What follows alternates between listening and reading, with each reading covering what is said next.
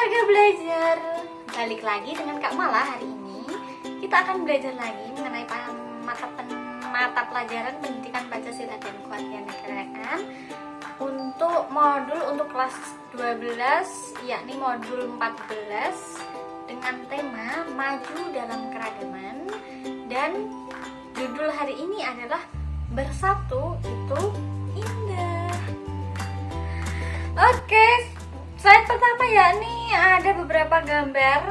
Jadi pada intinya kita harus patut bangga menjadi bangsa Indonesia, yang dimana adapun kita memiliki kekayaan negeri seperti sumber daya alam yang melimpah, banyaknya suku, ras, agama, kebiasaan hidup, adat lainnya, bahkan wilayah perairan yang luas serta daratan. Bahkan kita dijuluki dengan negara kepulauan dan juga negara tropis.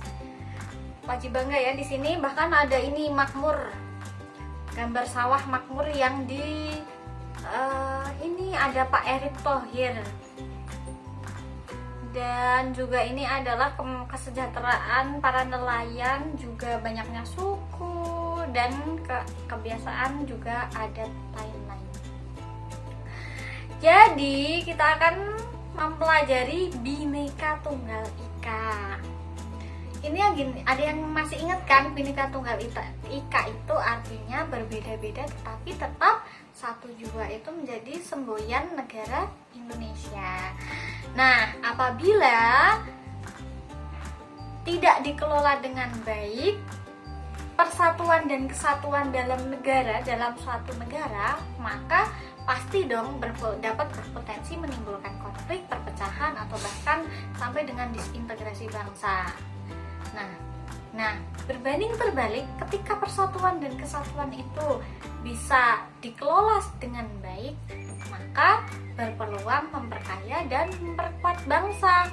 Maka kita memiliki semboyan Bhinneka Tunggal Ika. Ini sangat penting ya warga belajar.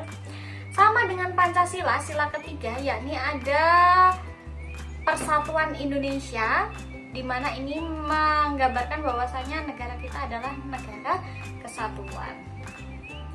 Oke, kita akan membahas kembali mengenai beberapa sejarah dinamika persatuan dan kesatuan negara Republik Indonesia sebelum masa kemerdekaan sampai dengan masa reformasi dan sekarang. Jadi yang pertama adalah dinamika persatuan dan kesatuan NKRI sebelum masa kemerdekaan. Berawal dari perasaan senasib seperjuangan hingga kebangkitan nasional tahun 1908, muncul golongan pelajar yang mengubah perlawanan atau perjuangan bangsa Indonesia itu bukan lagi bersifat kedaerahan, melainkan bersifat sistem organisasi yang dibentuk dari kesatuan dan persatuan. Jadi pada saat itu yang pertama adalah Budi Utomo.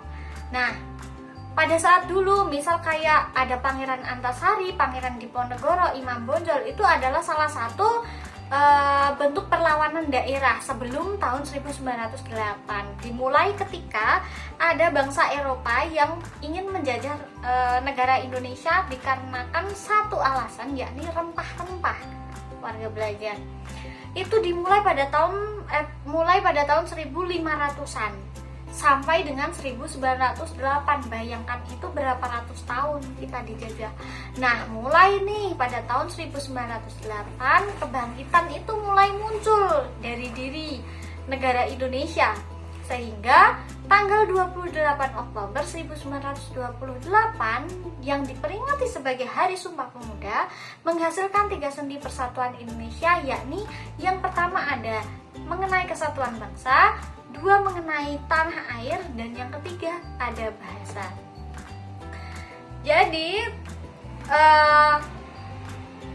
setelah masyarakat Indonesia sadar bahwasanya Sumpah Pemuda itu adalah awal dari kebangkitan nasional, kan mereka sadar nih bagaimana cara melawan penjajah secara pikiran, logika, tapi tidak menggunakan tenaga gitu. Nah, dibentuklah BPUPK ini, memunculkan yang namanya Pancasila dan juga Undang-Undang Dasar Negara Republik Indonesia. Nah, setelahnya Akhirnya pada tanggal 17 Agustus 1945 berakhir dengan proklamasi kemerdekaan. Yang kedua, ada dinamika persatuan dan kesatuan bangsa tahun 1949 sampai 1959. Ini setelah kemerdekaan ya. Jadi pada saat itu terjadilah konferensi meja bundan, yang dimana negara kesatu kita, Indonesia pada saat itu bersifat negara kesatuan. Kemudian diubah menjadi negara serikat atau konstitusi bersifat Republik Indonesia Serikat. Jadi pada masa revolusi kemerdekaan ini tahun 1949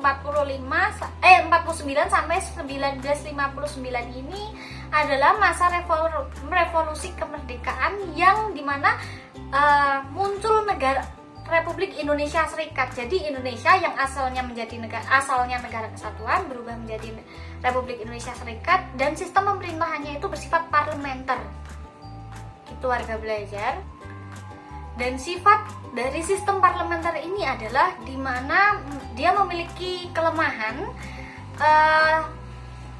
ada pada kekuasaan pemerintahan yang sepenuhnya dipegang oleh kabinet di bawah Perdana Menteri dan juga Presiden hanya sebagai kepala negara. Jadi pada saat itu Republik Indonesia Serikat berdasarkan desakan oleh rakyat Indonesia akhirnya dibubarkan pada tanggal 17 Agustus 1950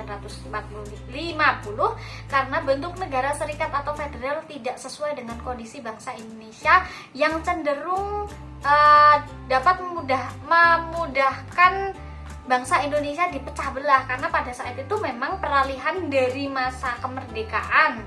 Kan Indonesia baru merdeka pada tahun 1945. Nah, ketika itu kita menganut negara kesatuan, tapi setelah itu kaloris itu memiliki sifat yang bisa memecah belah itu tadi. Nah, pada tanggal 17 Agustus 1950 itu kan Republik Indonesia Serikat akhirnya bubar. Kembali lagi dengan negara kesatuan gitu. Nah, dan ini pada saat negara kesatuan muncul lagi menggunakan dikembalikan lagi juga Undang-Undang Dasar sementara tahun 1950 yang dimana dapat membawa nilai lebih bagi pelaksanaan pemerintahan pada masa itu. Jadi nilai lebih berjalannya sistem pemerintahan yang terjadi pada masa itu antara lain adanya kebebasan pers dan berfungsinya badan peradilan. Indonesia juga mendapatkan tempat dan nama baik di dunia internasional dengan telah berhasilnya melaksanakan konferensi Asia Afrika pada tahun 1955. Namun di samping nilai lebih dari pemerintahan republik dengan sistem parlementer tadi itu di mana dilaksanakannya pada masa Undang-Undang Dasar sementara 1950 itu menimbulkan dampak negatif terhadap perjalanan sistem pemerintahan pada saat itu. Jadi dalam sistem parlementer pemerintah kabinet sangat tergantung kepada dukungan partai-partai dalam parlemen. Jadi kondisi ini sering menyebabkan terjadinya pergantian kabinet. Nah, pergantian kabinet ini itu jaraknya lumayan dekat.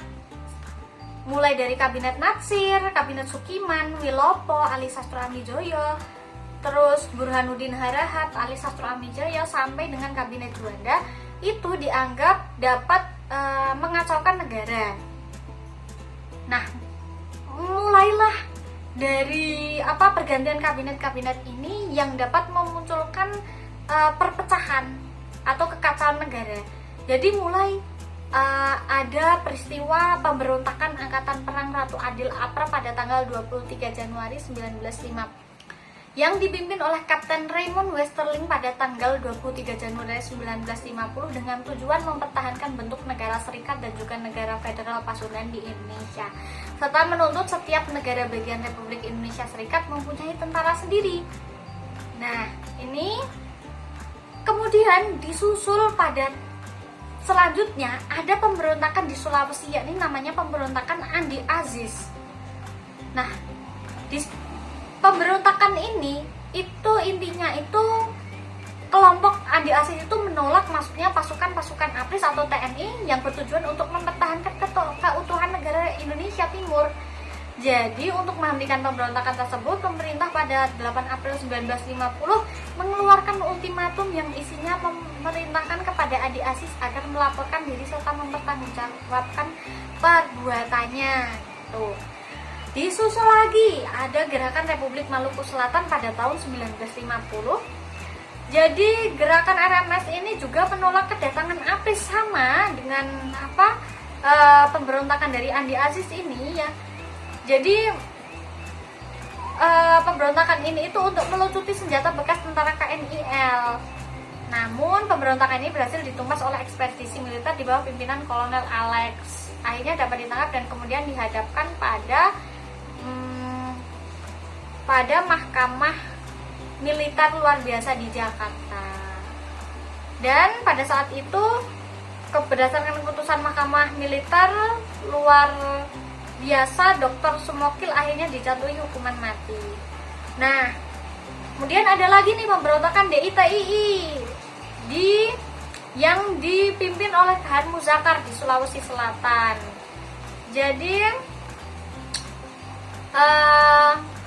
selain itu DITII juga dipimpin oleh Ibnu Hajar yang juga di Kalimantan Selatan. Jadi kedua pemberontakan tersebut akhirnya dapat ditumpas oleh TNI bersama rakyat. Gitu.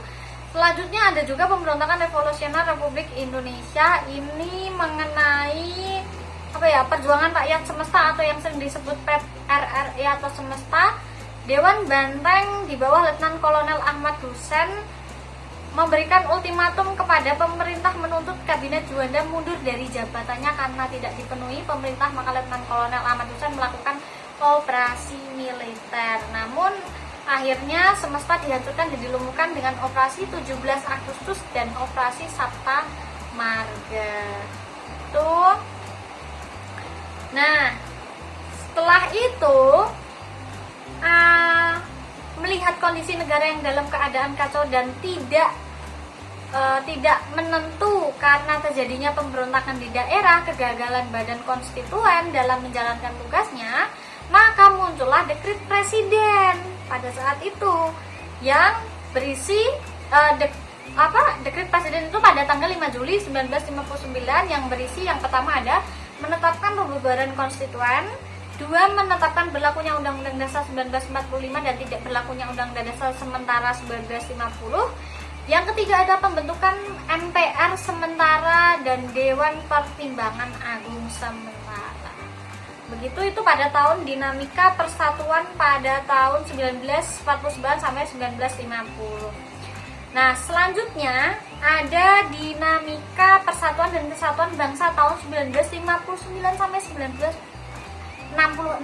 Ini masuk dalam Orde Lama ya, dimana tadi dijelaskan bahwasanya kondisi negara Indonesia kacau, Badan Konstituen gagal dalam melaksanakan tugas sehingga dikeluarkan dekret presiden pada 5 Juli 1959. Nah, kemudian akhirnya kan diberlakukan kembali nih Undang-Undang Dasar 1945.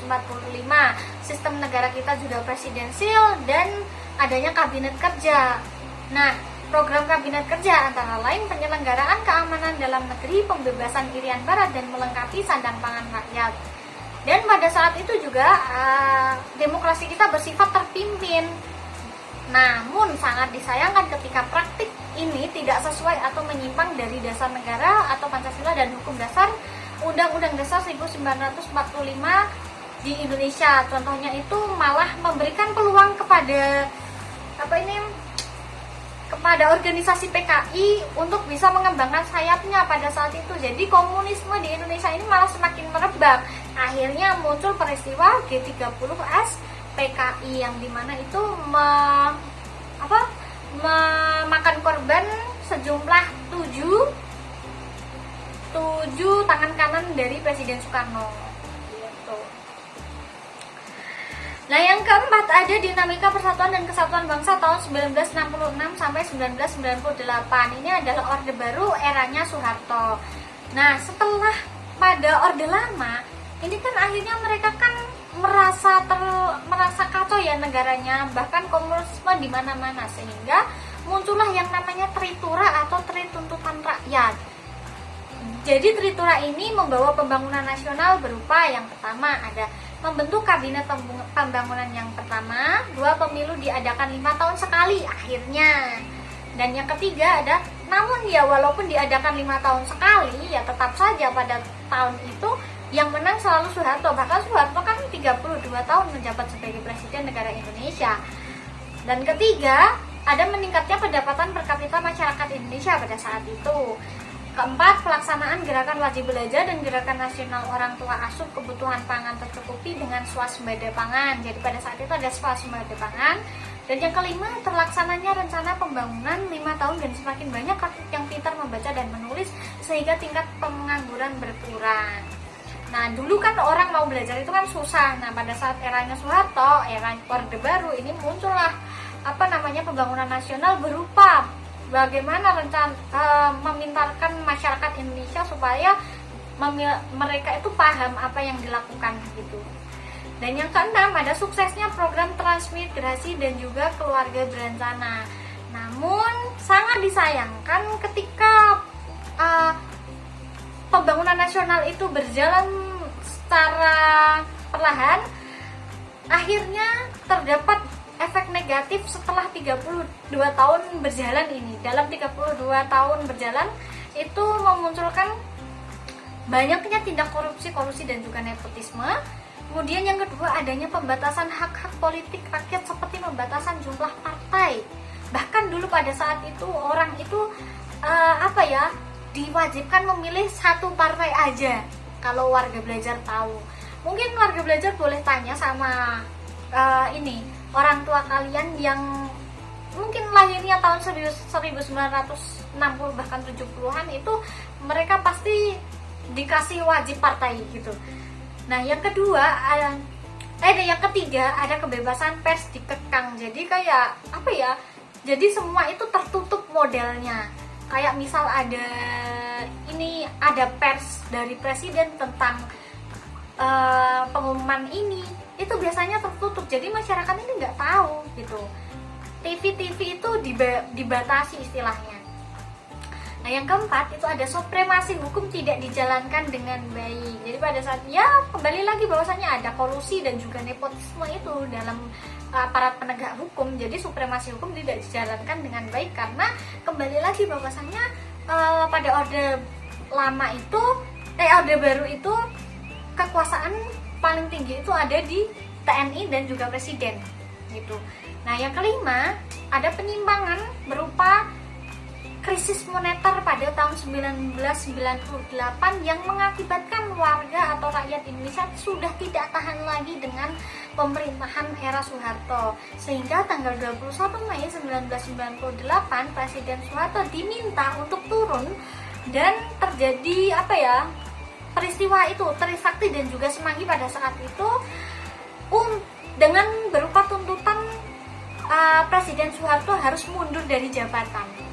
Dan resmi pada tanggal 21 Mei 1998 itu Soeharto mundur dari jabatan beliau, yakni Presiden Republik Indonesia pada saat itu, dan digantikan oleh B.J. Habibie. Oke, yang kelima ada dinamika persatuan dan kesatuan bangsa tahun 1998 sampai sekarang. Jadi setelah Soeharto kan B.J. Habibie, habis itu Gus Dur, habis itu Megawati, habis itu Pak SBY, dan yang terakhirnya ada Pak Jokowi. Ini masuk kepada masa reformasi, ada dikeluarkan ketetapan Majelis Permusyawaratan Rakyat Republik Indonesia nomor 10 tahun 1998 tentang pokok-pokok reformasi pembangunan dalam rangka penyelamatan dan normalisasi kehidupan nasional. Ketetapan MPR ini bertujuan mengatasi krisis ekonomi dalam waktu sesingkat-singkatnya dan mewujudkan kedaulatan rakyat dalam seluruh sendi kehidupan bermasyarakat. Sesuai dengan aturan MPR tersebut, upaya yang dilakukan untuk memperbaiki kondisi tersebut adalah pembukaan Undang-Undang Dasar 1945 menjadi pedoman atau hukum tertinggi dalam negara dan juga tidak dirubah. 2. NKRI tetap dipertahankan. Yang ketiga, penjelasan terhadap sistem presidensial. Jadi begitu alur persatuan dan kesatuan sampai dengan saat ini. di mana Bhinneka Tunggal Ika tetap dapat memberdirikan negara Indonesia sampai detik ini. Itu adalah hasil Bhinneka Tunggal Ika. Nah, walaupun terjadi pergolakan dari dari masa era revolusi reformasi sampai dengan reformasi, akhirnya tetap bertahan dengan prinsip kesatuan dan persatuan itu sendiri. Oke, mungkin dari Kamala cukup sekian mengenai materi bersatu itu indah dan maju dalam keragaman konteks persatuan dan kesatuan atau dinamika kesatuan dan persatuan negara kesatuan Republik Indonesia ini. Kurang lebihnya Kak Mala mohon maaf. Jika teman-teman ada yang dibingungkan dari proses per periodenya, boleh banget komen di kolom komentar. Kak Mala pamit undur diri, terima kasih dan sampai jumpa.